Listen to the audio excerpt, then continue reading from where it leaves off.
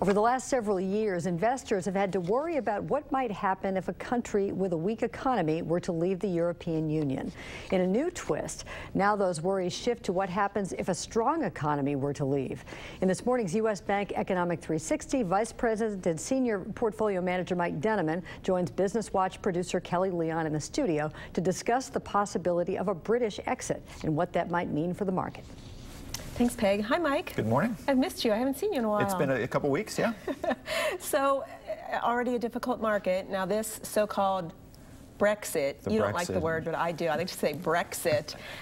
It's just another thing to worry about. It is. You're right. The market's got an awful lot on its plate now with China and the price of oil and the Fed and the Middle East. And so there's this seemingly endless list of worries. The impact on the market is obvious. It's been a rough start for stocks for 2016. The volatility, not just this year, but back into last fall, it's been all over the map. So you're right, this is just one more thing. It's been kind of under the radar a little bit. It hasn't got a lot of discussion. I heard something on NPR just last week, so that was the first I heard before you brought it up to me. Last week or so, it's starting to get some headlines. So yeah, we'll just add this to the list of things for the market to worry about. So there will be a vote on this? There will be. And what are the key issues behind that vote? Right. So, you know, Peg kind of hit the nail on the head a minute ago when she said, you know, the worries of the last few years have been, you know, these struggling economies, what if they default? What are the implications for the EU? Well, this is a complete 180. This is not a struggling economy, but one of the strongest in the Union. It's one of the key members. And they're not worried about being expelled, but they're thinking about leaving on their own. So with anything, there's two sides to this. On one side, people will say, well, you know, maybe it wasn't really a great fit to begin with. They point to the fact that Britain didn't give up their currency. They kept the pound. They never adopted the euro. So maybe they didn't totally buy in.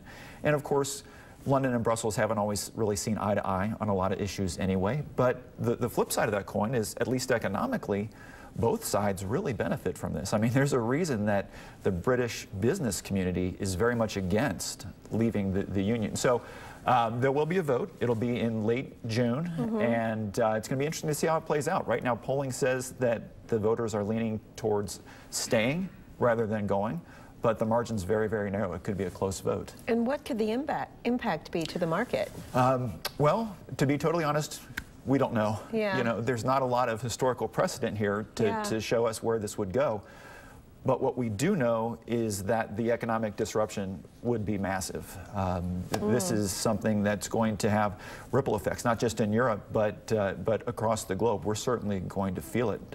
One thing the market does not like is uncertainty. And if this were to happen, there's going to be an awful lot of uncertainty out there. So we could expect the market to react negatively. And it's not going to be a short-term situation either. If Britain were to leave, it's going to take years, literally, for them to work out all the negotiations. So it's not like a headline item, the market reacts negatively, and then the next day we get past it and we move on. This is going to drag on for a while. So what the right answer is, I don't know. Obviously, the British will decide that for themselves. But generally, I'm in favor for whatever doesn't upset the market. So we'll be keeping a close eye on it.